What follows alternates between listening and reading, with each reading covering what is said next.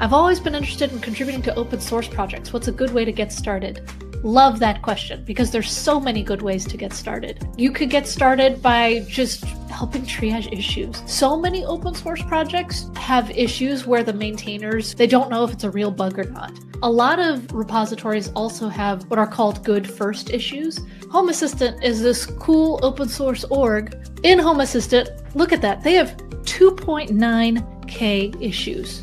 Do you see that? They have so many labels. That's amazing. Good first issue. Aha!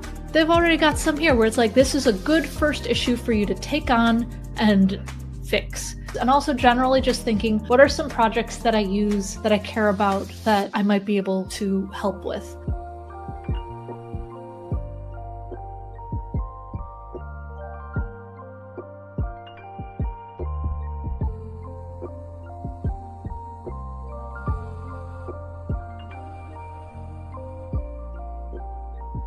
With GitHub Copilot, you can shift your development tasks from sequential to simultaneous with the agent of your choice in Agent HQ.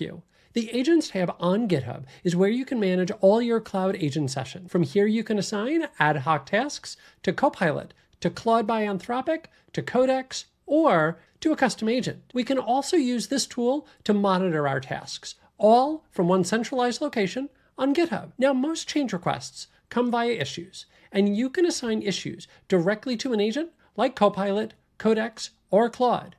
Choose the branch you wish to use as the base, and again the agent you want, and let the agent do the rest.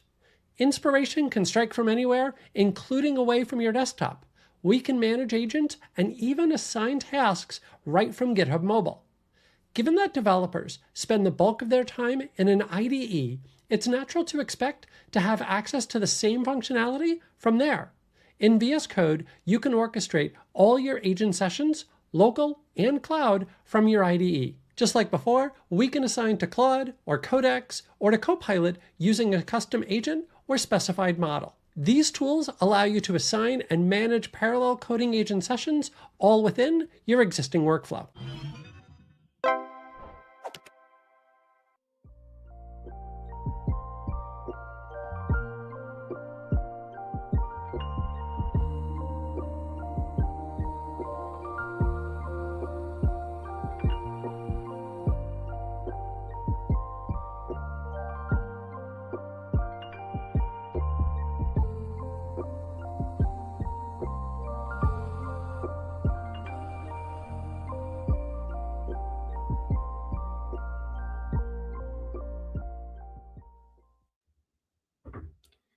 Hello, everyone. Good morning, good afternoon, good evening, wherever you're joining us from. Welcome. Can everyone hear me okay? I'm not in my usual setup, so we're back to like COVID times where everybody is asking the same question. Can you hear me? Let me know in the chat, please. Hey, hello, Cassidy. Hello, Marianne. Hello, Sam. Welcome. Let me know where you're joining from. I'm thrilled to be here again, this time in English. We already had a stream earlier today. And there's another one after this. I want you to stay put and join Cassidy for a Robert Duck Thursday. Very fun streams. But today, I'm super excited because we're going to walk through something that only became possible a few months ago. If you remember back during GitHub Universe, GitHub announced Agent HQ, which is not really a feature, but more a shift in how we think about agents in web development. So sort of a simple idea, but a very powerful one. Your agents should not be bolted on. They should work the way you already work. And this is why GitHub made agents very native to your developer workflows. We have now mission control, where you can see your agent orchestration happening in real time, and you don't have to context switch. So part of launch included this amazing curation of our partners. And now we fast forward a few months, and we're seeing how a lot of you, both in your own projects and at enterprise level, are using agents and custom agents. And I'm thrilled because today we're going to be chatting with one of our partners who actually built a custom agent that does one specific job incredibly well. So we're going to be talking to Eric from Arm. The agent basically helps migrate workflows into Arm-based infrastructure. So you don't need separate tooling. You don't need to export and re-import. You point the agent to the repo and Copilot that is magic right where you're already coding. So it's amazing to me. This is sort of the concrete version of the vision where Agent HQ is going to be your one point of entry, and you'll be able to access these agents where you already work. And of course, I have guests, and my amazing guests are going to go into more detail about what this looks like. I am thrilled because we have one of my favorite people from GitHub here too. And he's actually going to show us how this works in a sense, do a demo. But also, I am so lucky, and thank you so much, Eric, for accepting the invitation, because I got Eric Sondhi from Arm. You're a PM at Arm, and Alexis Abril, who is a senior partner in engineering here at GitHub. We're going to break it all down. We're going to give you a little bit of background as to what agents actually are, how they can fit into your developer workflows. And then we'll take a look at the actual custom agent from Arm and look at how that changes really a bright spotlight into like very architecture specific problems and the things that actually break when you're trying to move infrastructure, right? So I'm super excited for you to be here today with me. And for those of you who are joining, thank you for being here. You're in the right place if you care about cloud host and platform optimization and how to fit agents and this new way of working into your workflows. So welcome, Alexis. Welcome, Eric. Thank you for being here. Thank you for having us. Really nice to be here. Thank you. All right. Thank you. Thank you. I'm so excited. I've been trying to do something with both of you because I actually met you, Eric, at AWS reInvent a few months ago. And you were so kind to come to our demo area and actually give a demo touching on the launch of the custom agent with Alexis's support. And it's just great to be able to see our partners in action creating the solutions that are so customized to their specific problem. Nobody can do it better than you because this is what you do every day. So we're so excited to be able to partner with you and for you to bring this to all of our community. So again, thank you for being here. The feeling is completely mutual. Like that reInvent experience was great. The GitHub experience that your team set up was truly unlike anything I've experienced before. It was really great. And the traffic and the energy across the whole team was outstanding. So to be a part of that and to be a part of this technology shift that you're enabling to such a broad mass of developers everywhere, it's just an honor. And that Arm can partner with you and work together is just, it's been truly a pleasure over the last several years. And I'm thrilled to be here today too. So thank you very much. Amazing, Eric. You guys are cooking over there. There is a really fun, interesting thing. We had a pre-meeting yesterday and you were shouting some things and stay tuned because we're going to have more things coming from you and team. But it's impressive, the work that you're doing over there. And we're so happy to be able to partner. And then Alexis, tell me a little, what is it that you do at GitHub? I think you here, there, and everywhere.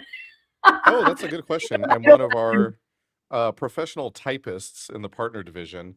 No, Love it. so I'm an engineer here at GitHub, been here for just 3 years and some change. And essentially, these days, I always refer to myself and my colleagues as like engineer emeritus. I don't develop a lot more these days. What I do is help partners architect and develop their integrations with the GitHub platform. So I've been in the industry, I'm going to date myself here, for a while, for a minute, we'll say. For a hot second. For a hot second, maybe, primarily in different areas of web development. I spent a lot of my time in the open source community. So coming over into GitHub made a lot of sense, kind of getting close to the metal, giving back to where I can. In this case, helping partners integrate with our edge features, maybe dabble a little bit in our customer zero space, a little bit of our R&D edge features. So just a fun place to be between GitHub and our partners, developing as much as we can for everybody joining us on this video stream, hopefully. You get to see the fun things that are coming up and to share them with our partners and work together and create better experiences for our users. So I'm a fan of you, man. I'm a fan of your team. I love everything that you're all doing. It's amazing. Appreciate it. All right, well, let's get into it. So first of all, Alexis, we're going to assume no knowledge here. So let's say I just joined the stream and I'm like, what in the world is an agent? So I'd love for you to give us an overview of what it is, what are we talking about here, and then we can move on to the parts of it, the components of it, and then Eric, you can talk a bit about how this agent was created specific for Arm migrations. So I'm going to let you take it away, Alexis. Let me know if you want me to share your screen. Yeah, no worries. Thank you, folks. Thank you, people tuning in too. So great call out. Let's define a few things, as terms are commonly used in different ways depending on which crowd of people you're speaking to at the moment. So when we're typically talking about agents, we're typically talking about the combination of context, maybe prompting, and a model, essentially, and an interface. Like all of that together is an agent, so to speak, for purposes of this conversation. So when we refer to something like Copilot, maybe you're in Copilot chat, you're in Copilot chat VS Code, you're in an area of github.com, maybe you're using a Copilot coding agent to, hey, create a hello world app for me. Those are what essentially refer to as like agentic workflows. You're doing something with an agent to accomplish a task. Where custom agents come into play is when you want to refine those tasks, maybe in a repeatable pattern. Maybe that's a poor way of defining that, but what we're essentially talking about, if you're looking for things in reference during this broadcast, the context window problem is one of the things we're trying to solve. So any AI models, agents, etc., we're all essentially bottlenecked on how large of a string, how much content we can squeeze into each request. So what we like to do is refine that as much as possible before we make these requests. Custom agents is one of the areas we can do that. For example, and you know what? Let's have some fun here. I'm going to share my screen. Give me Cool. a moment to click this button here. And there we go. Share. And Let's I will see. see if I can walk and chew bubble gum at the same time here. So, okay, that is, let's wait for that. There we are. Perfect. All right, let me make this a little bit larger just in case folks such as myself who have vision impediments can read the text. Okay, Thank you. Really quickly too, what you're going to see here is, this is just the CLI. I'm using this is just the ZSHL on Mac, and I'm using the Copilot CLI that you're going to see here. So if you're not familiar with the Copilot CLI, go check that out. That is open and available to use to the public. But that'll be my interface of choice for all of this. Okay, let's have some fun. So let me fire this up. If you're making some kind of agentic request, in this case to Copilot, I'm using Claude Opus 4.5 for this particular model, nothing else. This is just default out of the box. And I make some type of request. What is a prominent data structure that CS 101 students should be aware of? Okay, we're just going to ask a simple CS question. And it'll come back with something, I assume, like arrays or pointers. Ooh, okay, cool, nice. So, cool. We have some basic interaction with our Copilot in this case on this particular model. Where custom agents comes into play is this conversation is going to grow over time. Maybe I'm going to pull additional context over time, and I kind of already know some of the answers in advance, and I want it to behave a certain way. There's a lot of gray things. Let's get some proof and pudding going here. So I have an agent queued up, I believe. This is my pirate conversationalist agent. What? Because I have a problem understanding what Copilot is telling me. I only really understand if you talk to me like a pirate. So, can you reiterate and look up any prominent data structures that I should learn about? And let's see what comes back here.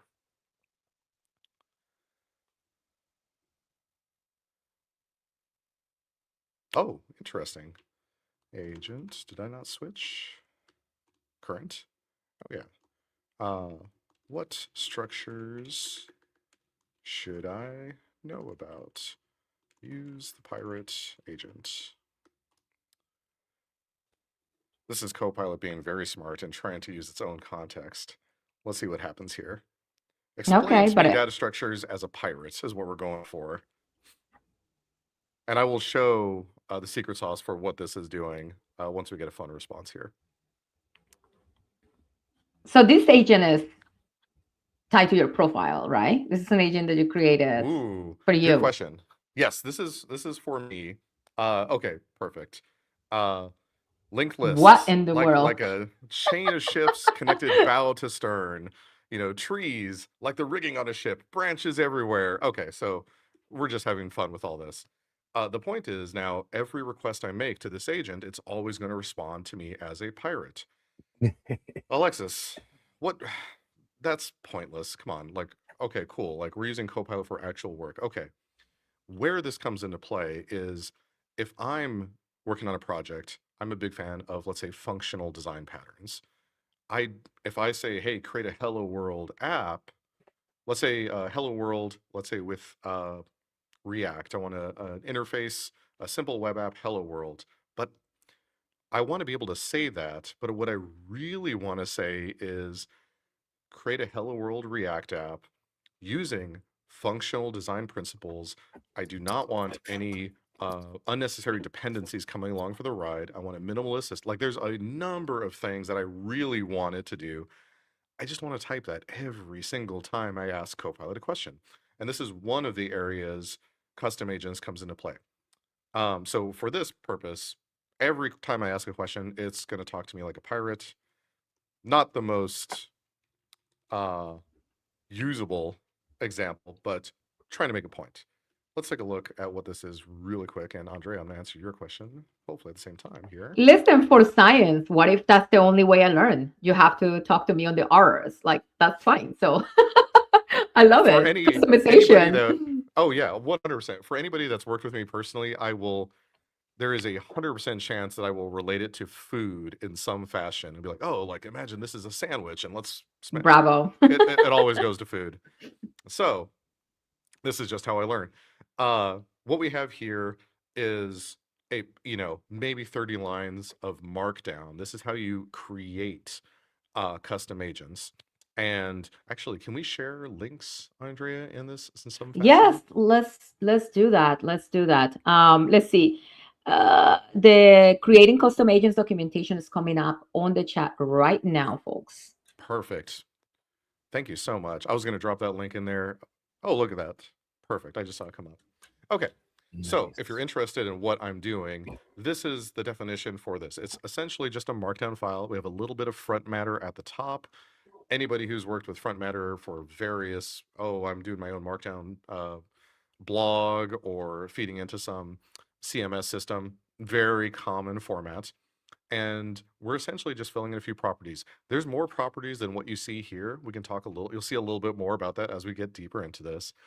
But this is a very simple version. This is a way to frame conversations with Copilot, in this case, always speaking as a pirate. But you can give it instructions to say, here's what you can do, here's what you should avoid, here's the most important thing you should think about, and so on and so forth in various areas of your software development lifecycle. So let's do some real world examples. Let's get on. To answer your question, Andrea, earlier, is this local to me? Yes. For this, this particular custom agent is something I keep on my system.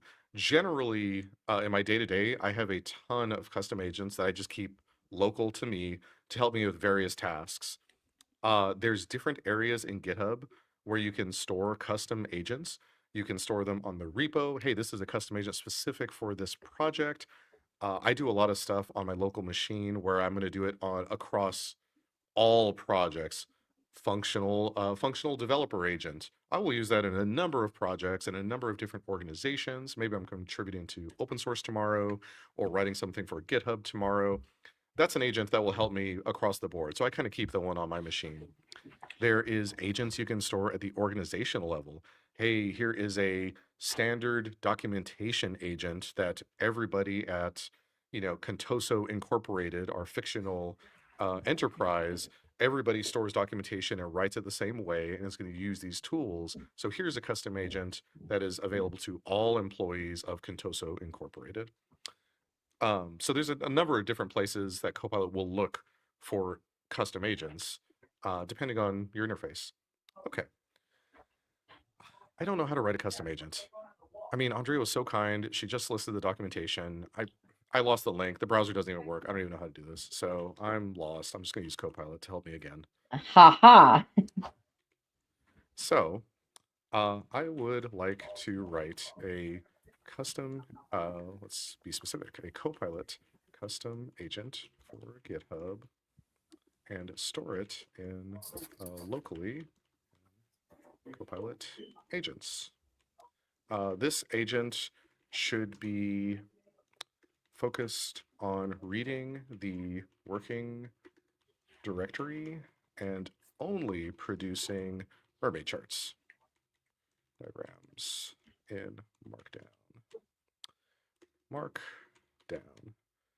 The docs for creating custom agents are here.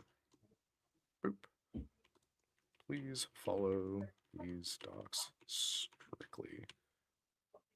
I think that's. I'm loving the guardrails you're giving it. Yeah. Yeah, I love this. Yeah. I am very protective. It's good. Good observation.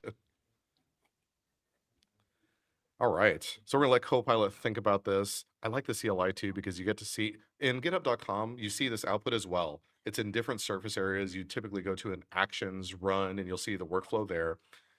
I like the CLI because it's all up front and I can just work through it. So it's going I'm to already do missing the this. pirate speak, I will say. So I think you should just put that in by default. By default, it's pirate speak. And then, we can disable it if we want, but who would disable the pirate speak? Yeah, no. It's great call out. We just keep it permanent on pirate. So this is when we talk about agentic workflows, this is a good example here. There's a lot of back and forth between the user and the agent, and that is what makes this either agentic or like it could be the agent talking to other agents, deciding on its own, going through a loop, or interacting from the user. In this case, it's asking me like, hey, do you want to run this command? I'm going to say no. We already saw that directory exists, so I'm just going to tell Copilot it's cool. Nope. This directory already exists. Let's make the file. Okay. So you get a little bit of live providing the guardrails for Copilot as we go through this. Okay, there's our diagrammer agent, and that looks like a good place. And here's the file it's about to create. So I'm going to say that looks good.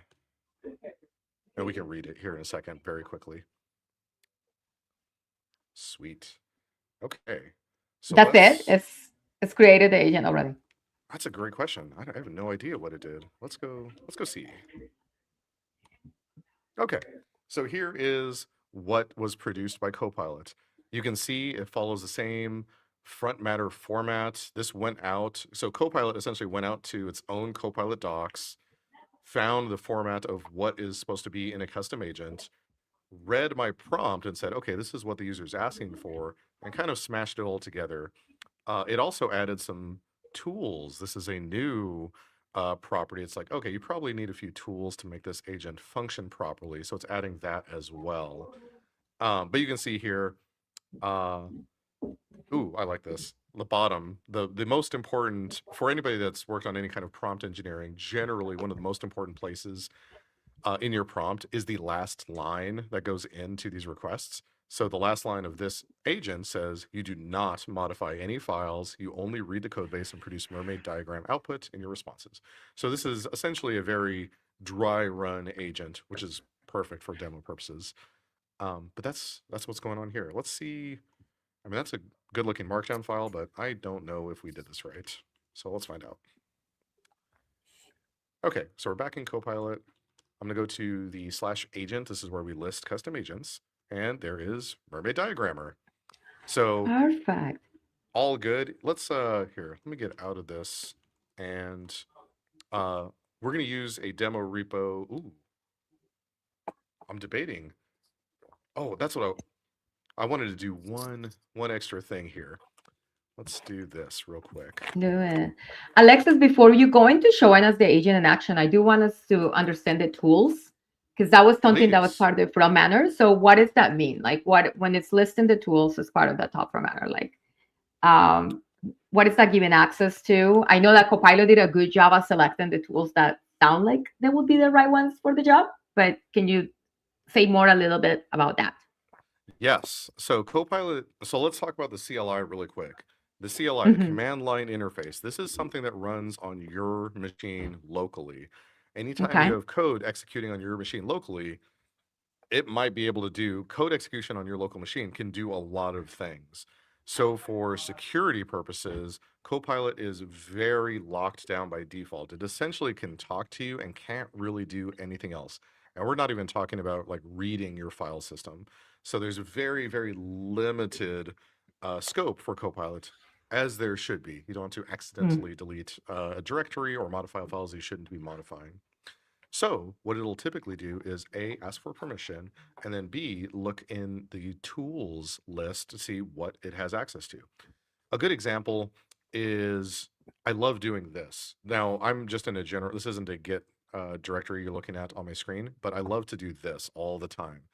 I wrote a bunch of code. Andrea is my project manager. We had a good feature, but time was short and we actually had to go to a meeting. So I just stashed everything, or I just put everything in a holding state. We went to the meeting, we came back. I don't remember everything that we changed. And now it's time to write a git commit message. So one thing that I love to do, this is really handy. Here's a pro tip for everybody watching. Here's the git diff. I pipe that into Copilot as well. Prompt, Beautiful. Write a concise git commit message based on this diff. So I do this all the time. I do this so often that you can have a custom agent do this stuff for you too. Now for this on a Mac, generally, you can pipe things into pb copy. So I could do git diff pb copy. And this will essentially copy it to my clipboard. But pb copy now, even git pb copy, these are commands. These are system level commands that Copilot or the custom agent would need permission to even invoke. Otherwise, it'll just fail and say, hey, I don't have access to this tool.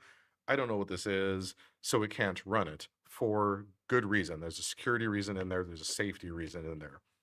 But I know what this does. It's just going to copy something to the clipboard. I know what this is being used for. So now I'm in the driver's seat. So for my custom agent, I could say, hey, in the tools array, this custom agent should be allowed to use pb copy or sed or grep or whatever else you need it to do to execute what that tool is supposed to do. So you can be very explicit in the boundaries your custom agent is allowed to reach into, if that makes sense.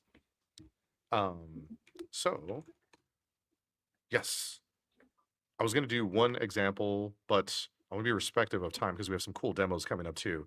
But just for folks at home, just as I created a custom agent for mermaid chart diagrams, something that I legit have on my own machine is I have a custom agent that produces custom agents. So there's certain properties and tools that I commonly use and formats that I want to follow. And I will say like, hey, use the custom agent to produce mermaid chart diagrammer or whatever else I want to produce for that particular project. So agents writing agents these days. So meta. You need to throw that on a gist and share it with us so that we can create our own little orchestrator. Thank you. I feel like there's a meme in there somewhere about agents and agents. I thought you liked agents. So I'm going to use this example repo just to demo our agent. And we're going to fire up Copilot. And we should see our mermaid diagrammer. Can you produce a high-level mermaid, or let's do a high-level flowchart for the modules in this repo? For purposes of the viewers, this is a demo repo provided by the good folks at Arm. I haven't looked at this repo. I actually do not know what the code is in here. So this will be This good. is perfect. Yeah. This is great for me too. Okay. So, and it gave a summary. Excellent. Very cool. Okay. So anybody that's looked at mermaid charts, I kind of want to put this into GitHub just to see the visualization of this. But the Copilot CLI is not going to do the mermaid chart visualization, but it is producing the mermaid chart markdown for us. So essentially, I could copy paste this into maybe a GitHub issue or a discussion. Hey, Andrea, who's my product manager, here's this new project we're working on ARM with, and here's essentially the breakdown of modules that we're going to be working on together with. So there's a nice visual representation of this project with, I don't know, what it took us about 30 seconds of investment to put this all together with copious amounts of talking in between. So generally, this is where I find Copilot, specifically the Copilot CLI and custom agents, just accelerates my workflow day to day. So I love these things. And here's the cool part. I'm going to hand this off to Eric here in a moment to show some really cool things before we get into some deeper demos. But we haven't even, this is basic custom agents. This is just custom agents managing context. We haven't spoken about tooling or MCP bringing additional context. There's a lot of power here with custom agents. Mostly, if there's any takeaway from my section here of this presentation, is just that there's the capacity for this additional extensibility. So with that, I will stop talking. I'm going to pass this over to my colleague Eric, and I'm going to hop over into the comments to answer any questions if those come in as well as we're speaking. Amazing. Thank you, Alexis. And folks, please feel free to ask Alexis any and all questions. I hope we get to see how the MCP can integrate into the agent later on. But Eric, you're a PM at ARM, and please tell us a little bit about why you built this custom agent and how ARM is thinking about integrating this in part of the way that developers work. If you can walk us through it, I think you have a shared screen as well. Yeah, for sure. I will. I'll share my screen in a moment. I was just going to maybe start by just briefly explaining what ARM is for some folks. Yes, because, please. Fantastic. Well, ARM is a CPU IP company and a computer architecture and an instruction set architecture. So we define the hardware definition for pretty much every CPU out there, and we've had a long footprint in mobile for a very long time. And that's a lot of our heritage is being power efficient. And so having a lot of performance with a low power budget and low area, highly area optimized design is a heritage that we've had since the very beginning. And I've had the pleasure of being at ARM for over 10 years. And I've had the pleasure of watching ARM grow into new markets and the data center and the cloud over about a little over 8 years, where AWS worked with us in our CPU design and our Neoverse CPU design for servers, and created the Graviton line of servers. And it's just been really amazing to watch now 5 generations of Graviton be deployed, and just the growth and a new value proposition in the data center to show up. So what the main benefits for our servers is that they offer some of the best price performance, and in Amazon EC2, it supports just a broad array of workloads, and many of the managed services AWS provide run on Graviton because of the price performance. And the costs are, up to 20% less than comparable EC2 instances. So saving 20% on your cloud compute bill is enormous. And, we also really are proud of the fact that in today's world where there's such a demand on energy and such an impact energy has on climate, our architecture uses up to 60% less energy than comparable EC2 instances in AWS. And it's not, I'm mentioning AWS here because there's been multiple generations, but that power efficient architecture and the lower costs that they can offer the customers of cloud service providers has just been taken up by every major cloud service provider, not just AWS. Google Cloud has multiple custom instances of ARM servers that they call the Axion line of servers. Azure has Cobalt, multiple generations of Cobalt servers. And there's our friends at Ampere that have made servers and deploy them in Oracle Cloud and also on-prem. So ARM servers have really proliferated over the last 8 years, and many folks are switching to ARM-based servers because of the money saved, but also to reduce the footprint of energy and the impact on climate. So there's many reasons for moving over to ARM. In order to think about where to intersect this amazing vision that GitHub had on deploying agents under Agent HQ. Very large scale, very complex, very powerful broad agents, and then to refine it with specialized custom agents that we were just seeing from Alexis, and asking us what technology could we bring, and what could an ARM custom agent look like. We were thrilled, and we immediately came to a very, very clear problem to solve. And I'll just briefly share my screen so you can see what a little bit about what the solution to the problems that we're looking to solve are, and how we went about it. Let's see if I can share this window. Hopefully you can start to see my screen. Perfect. And folks in the audience, if you are a customer of ARM, please let us know. Like, go ahead and post. So yeah, many developers are familiar with the ARM architecture, the instruction set architecture, and devices, very Tinker and academic friendly devices like Raspberry Pi, for example, have ARM-based processors in them. And many embedded devices that are used in education and in research are ARM-based, as well as ARM servers now. And so many developers know us from building for the ARM architecture that's now also very prevalent in pretty much every daily driver laptop as well. So yeah, we'd love to hear how you interact with ARM, and what you're familiar with, and whether you touch the hardware, whether you touch the instruction set, what you're interested in. So the main problem we saw to help folks adopt to ARM in the data center was that supporting a new architecture can be daunting. If you're a platform engineer and you're supporting a whole other hardware platform in general is tough. Supporting a whole CPU architecture can also have a bunch of unknown unknowns, right? And that can lead to a very difficult time resource planning and thinking about it.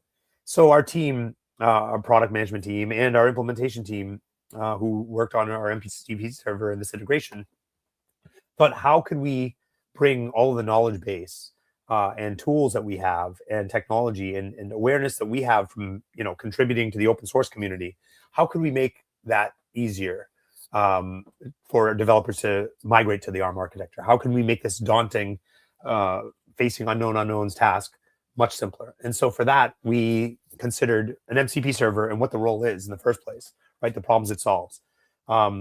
We think of MCP servers addressing this gap from as-is AI assistants and empower them with tools, domain specificity, minimizing the lag of accessing different content through RAG and other techniques. And it's a model context protocol that's basically become the de facto standard for interfacing with AI. We think of it as like USB for AI, and it provides a standard way to connect all AI models to different data sources and tools, and then target the output to wherever you'd like to target it. And so we built our ARM MCP server on some pillars. We took all of the tools that we were creating to help platform engineers move and migrate to ARM at the container level, at the code base level, and at the system profiling, performance profiling, and optimization level. And we took all of those tools, open source tools, and we kind of embedded them into the MCP server, along with documentation and how to use them in the context for using them. Our second pillar is just a lot of deep knowledge from various sources. One of the main sources is this very large library we have of ARM learning paths, which you can think of as very prescriptive tutorials, code examples where you can go step by step and achieve very small tasks like bringing up an ARM-based server environment to very, very large tasks, and everything in between. So deploying simple databases to setting up a multi-agent agentic system that leverages ARM servers across cloud platforms. So there's very different stages of and depth to our learning paths, and we just figured we would pack it all in, have every learning path there, from the easy stuff to the hard stuff. And then we'd also include an ecosystem dashboard, which is a database of all of the software and libraries that are already optimized for ARM, the versions of them, all of the dependencies one would have, all of the packages, and also major tools and components from major software vendors as well. And that all lives in an ARM software ecosystem dashboard that's been on our website, but we figured why not put all that information into the MCP server as well. And then also we have a database of all of the intrinsics, the instruction level, granular intrinsics that the processor enables, so that if you are doing something really fine-grained with another architecture, you can move it over and adopt the ARM intrinsics easily. And along with other documentation, ARM's architecture reference manual, and our what we call our technical reference manuals for the different ARM implementations. All of those guides, which are publicly available, are just loaded into the MCP server as well. So with that second pillar, we moved on to the third pillar, which were these really optimized prompts for doing some really specific tasks that are very common in a migration. The first one is looking at your code base, looking at what code is architecture specific from x86 or something else, and moving it over to ARM. So just doing this really high level, tedious task to do manually. So looking at it at a high level at the code base, and then going into every file of code that might touch the hardware or instruction set architecture, or anything else that's low level. And the other thing we did was scan containers, check for x86 dependencies, build flags, etc., and move that over to the ARM architecture equivalent, so you can build really easy and scan your container and make your container multi-architecture. And just solving these two really specific, but also somewhat broad and very common tasks, we thought would get us the most bang for the buck with creating an MCP server. And we packed that into a developer experience that involves that targets any Linux cloud-based developer and helps them really understand their code base better and what might need to move over to actually doing some of the work to move their code base and containers over to ARM. We wanted it to be accessible. We wanted it to be integrated with every developer environment that is agentic. And we thought the real keys to being accessible was being part of the GitHub developer experience, especially this multi-environment, agent HQ-driven framework that would also expand to support a whole ecosystem of specialized custom agents. Being part of that ecosystem is amazing. And we have many shared friends like Octopus Deploy and others that are creating components, Docker, that are creating MCP servers and are part of this ecosystem. And we're really thrilled to have our agent be there to work alongside these other agents in agent-to-agent workflows. And if you look a little deeper, we have a list of a number of tools and knowledge-based things that I mentioned earlier. But we're also adding more tools over time for performance analysis and optimization. So later this month, we're expecting to have some early access to some performance analyzers and performance recommenders. So ways to kind of identify hotspots and then add remedies to increase performance and add optimizations. And this will help developers understand where to use it in different phases, what phases of the migration, which can be long and daunting, as I mentioned, how to decompose them and how to use them during the initial assessment phase, and whether you're just evaluating ARM and the price performance for your workload to actually doing the hard work of migration and speeding that up and saving not just hours, but days and weeks. And how's it better and different? Basically, Standard AI has no specific tool usage. We bring all of the best and latest ARM-provided tools that we provide to the whole ecosystem into one place. We also provide this deep expertise that's vetted by ARM, that conforms to our architecture and our standards. We provide a unified flow to the AI assistants, continuously update our knowledge base, and we make sure that we provide all the reports on the work that we've done. So you don't need to assess the migration after the fact, right? You can kind of assess as you go. You can be a human in the loop looking at all the changes, which is also another wonderful part of just the GitHub's Actions workflow and intersecting that very well-known, very robust workflow with agentic special purpose migration assistant. And we have a number of integrations that we're really proud of. So making sure we're in the MCP registry, making sure we're embedded in the other MCP-based toolkits that are there. But this one on the lower left is the most near and dear to our heart, right? Where we've made a special cloud migration assistant that's embedded directly in as a custom agent. And we had that available on day one of GitHub Universe. We were really thrilled to be invited to participate and solve this problem for developers everywhere. So with that, I mean, Alexis, shall we go ahead and show how this tool works? Let's see it. Yes, let's see it. Thank you so much for all that background, though, Eric. I think that was very helpful for folks who are thinking, like, how does that fit in? Like, and should I use it? Should I care? So thank you for that. Alexis, show us what this looks like. let's do it. All right. So we have our ARM migration example. This is a code base primarily based for x86 chips. Now we're Contoso Incorporated is chosen. Like, okay, we're going to migrate over to ARM infrastructure. Where are the gaps? Like, how do we get from point A to point B? So this is using the awesome Copilot ARM migration agent. And we're just going to fire up Copilot. We're going to do it from the CLI once again. I love the And repo name, by the way. It's excellent. And I love that you put all of your ecosystem's agents there. It's just a one-stop shop, and it is awesome. So, kudos. Oh yeah. No, our product team is pretty good at putting this together. Okay, so we've switched over to the ARM migration agent. I'm still going to use Claude Opus 4.5 for this.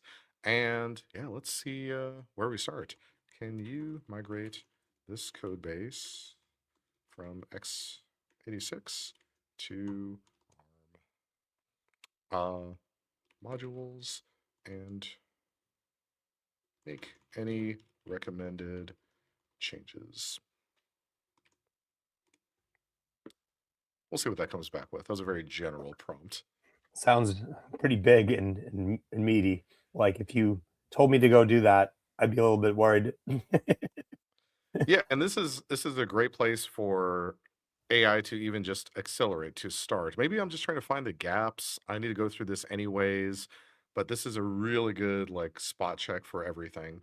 So again, big fan of CLI. Kudos to my colleagues over in the CLI team Yes. for how the output and the interface, how this functions here. So we got a few things here. Okay, so we got some Docker file changes. You know what? I'm going to approve all file operations. This is in this particular repo for this session, and we're going to say, go for it. And you can see what it's, as it's thinking, the decisions it's trying to make. It's all being documented here in the CLI. And we'll just let that run.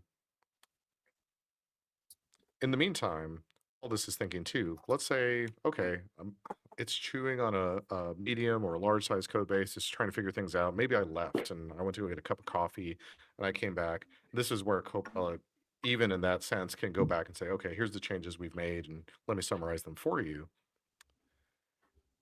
All right, it is going through the entire code base here. Now, what this is doing, so we mentioned, what is an agent composed of? Okay, it's composed of the model. We know we're using Claude Opus 4.5 for this one. The agent itself is Copilot, so it's bringing it all together. Context is coming from GitHub itself, from this repo, but how does it make the decisions? Like, okay, what's good, what's not good? And this is where, because the custom agent has a set of MCP tools defined, namely the Arm MCP server, it is reaching out. It knows, like, okay, I've reached this decision. Which way do I go here? Well, here's this tool I can invoke, and Arm is the authority on, does this work on Arm? So we can just ask. And that is where the MCP tooling comes into play. Let's see here. Ooh, build the benchmark. Okay. This is getting spicy. It's not just migrating. It's chugging alone. It's gonna see if this is like even good. Now it's doing performance checking. Awesome. Little test of the build on the Mac. I like that. Yeah, this is going deep.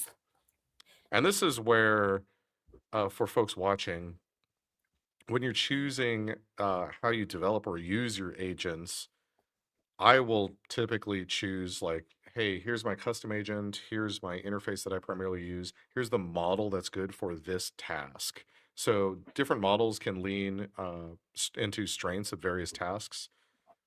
Let's see here. Oh, so looks like we got a we're little done. summary of It work gave us a done. little summary. But like I said, we didn't read this.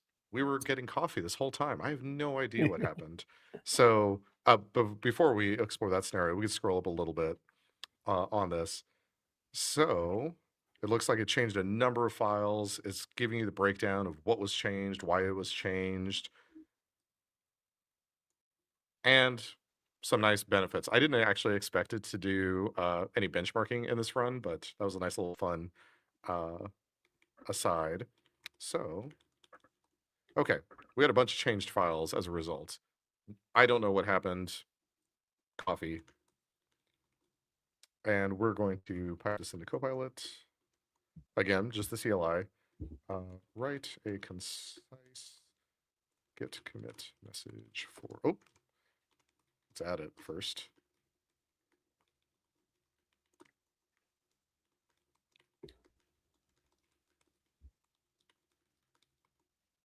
Cool. And we'll give Copilot CLI just a moment again to chew on that. This is such a good tip, Alexis. For those of you who are not doing this for your commits, that's just so great because it's never gonna miss something. Like at this point, I already forgot. It's very cool. Yeah, so here's a nice little message, and you can tell it, you can have custom agents for what I just did too. Like, hey, I like my git commit messages following, the Linus Torvalds like ideal git commit message format. So I want a signer, I want the body, I want, different formatted titles, semantic, commit titles. This is going to be a feature, this is going to be a bug. So this is where the automation of these tools really shows its strength, is especially onboarding new team members to your team. Like there is always like, where is the solution to this problem? But the majority of those questions are, how do I commit? What's the format? What's the protocol? These are the areas you can very easily automate today versus building your own tooling. So here we go. Add Arm Neon support. This is from the original x86 code base. And yeah, we're pretty ready to go. And even with a new benchmark. So in the process of, what did that take? Maybe about 10 seconds to ask the Arm custom agent to do the task, and maybe 2 or 3 minutes for it to actually commit all the changes. That's where we're at today. This should still be spot checked. We'll still want to make sure tests are invoked and run, but that was I'll say a non-trivial lift in a trivial amount of time. So kudos to the Arm team for contributing with that custom agent. No, thank you. Amazing. Nice exemplification, Alexis. This is really great. I mean, a lot of what I've done has been in the GUI. So to see it in the CLI and the CLI experience is really cool. Yeah, it's really nice.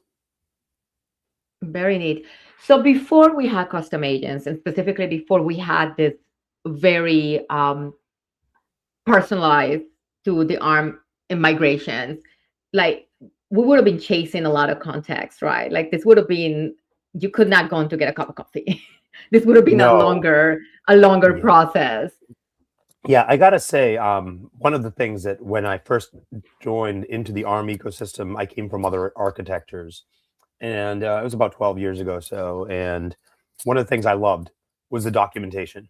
It was very open, readily accessible, comprehensive documentation on the programming model for an Arm processor. And as great as that documentation is, it's broad, it's deep. There's a lot in there. So when you do these tasks, you got to start getting these files out and looking in the files. And we've made a lot of cool things since then, like intrinsic databases where you can kind of search up stuff in a web browser way easier. And so the experience was never bad. It was very, a lot of comprehensive, rich content to work from. So the developer experience on Arm has always been, always had the right tools. But this is just so game changing, where you don't have to, even within the course of like doing a task like migration, switch context from thinking about your build system to thinking about the architecture specifics. There's so much involved that it's so technical, and even with great documentation, there's so much context switching that you need to do to think about a migration and wrap your head around it. So to see an agent just kind of take all of that away, it's shocking. It's really, it's amazing. I love it. I love it. And Alexis, I mean, obviously you work with a lot of teams, so you've seen the power of this custom agents like in action, and how it's actually like really empower developers to do things faster with all the context needed and cheaper, because you're not using as much like that many requests when you're actually have like a very targeted agent doing the work for you.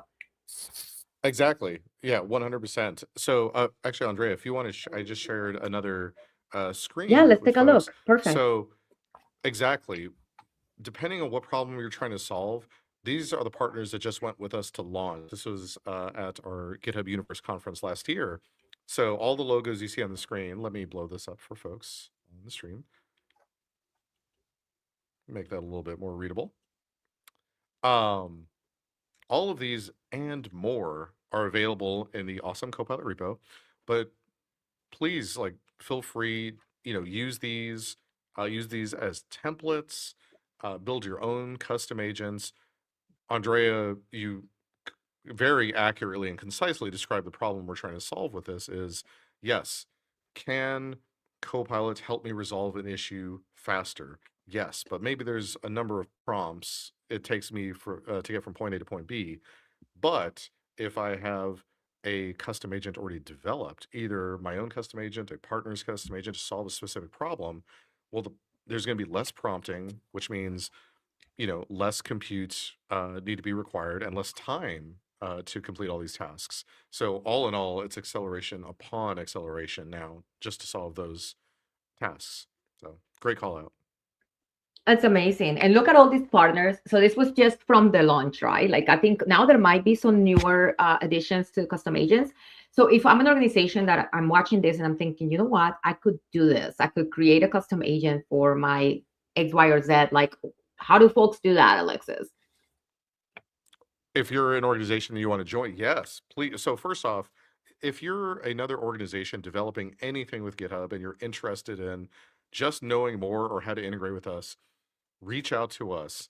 The github.com partners is an area of our website, and there's a number of partner programs. So my team were referred to as the GitHub Technical Partner Program. This is for folks such as Arm and all the other folks you see on this logo slide here. So if you're a partner looking to develop on GitHub, this is where you're going to have perhaps additional support on how you develop these integrations. We're going to develop these integrations together with GitHub and your firm, or even how do we go to launch. You're going to be in the room, so to speak, as we're ideating for that closer tighter product feedback loop, and maybe even getting that customer zero kind of test phase for what you're looking to develop, what problems you're trying to solve. So please don't hesitate to reach out to us at github.com/partners. Perfect. Perfect. This has been so informational. Like I've been playing along with creating my own custom agents for my very own like fun and tasks that, but I think this is opening up like a whole different scenario for me. Thinking about, I was looking at my own personal tooling, but not the other tools that I could be using to bring and empower like the agents to actually do things for me. So that's very cool. Like you broaden the scope for us big time. And Eric, Arm is a terrific partner. I want to share my screen quickly so that I can show, because I think you have an amazing resource that I love to share with the community. There is an Arm developer website where, let me prop it up on the screen, but there is actually sort of a learning path that you have. And folks can go here and just kind of go through this at your own time, and sort of that'll help you get a deeper understanding of how the MCP server works in the context of Arm. And then when you use the agent, you even, you have like the whole enchilada, like I said. You understand how it works, and you understand how powerful the agent is, and calling these tools and accessing everything that the MCP server has to offer. So I dropped the link to the actual course there. It's free. Go for it. Use it. And then if you happen to be in any of these awesome places, there's a ton of global events that the ARM community and the ARM awesome folks like you, Eric, put on. You're going to different conferences. So check out the ARM company /events. And if you are any of these events and you want to take a look at either ask about ARM in general or the MCP server, or maybe get a live demo of the agent in action, you can go and reach out to those folks at any of these events. So I'm sharing the screen now with the actual events, and I will drop the link. I taken a look through the chat to see if I missed any questions. Alexis, I don't think I think there might have been a question earlier about the announcement from yesterday. So if I can steal 1 minute of your time, and Eric, if you can be patient with me, and then we can close it out, because I think this is an important, because there's such a big piece of news that came out yesterday about we welcome Claude and Codex officially to the family, right? Like now you can have that agent experience that's intended. And the question from Diego, and Diego, thank you for the question. So like the level of access and permissions that these agents have, I guess, as native GitHub agent or like the GitHub coding agent, Copilot coding agent, Alexis. Ooh, that's a good question. So there is a technical response for that question and a product response for that question. So I love that.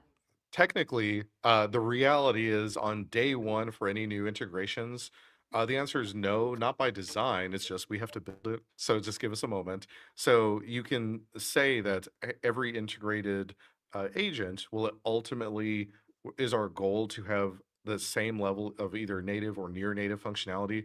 Of course, I think GitHub's been pretty consistent in how we approach integrators. Most of our features launch with a feature and an API essentially hand in hand.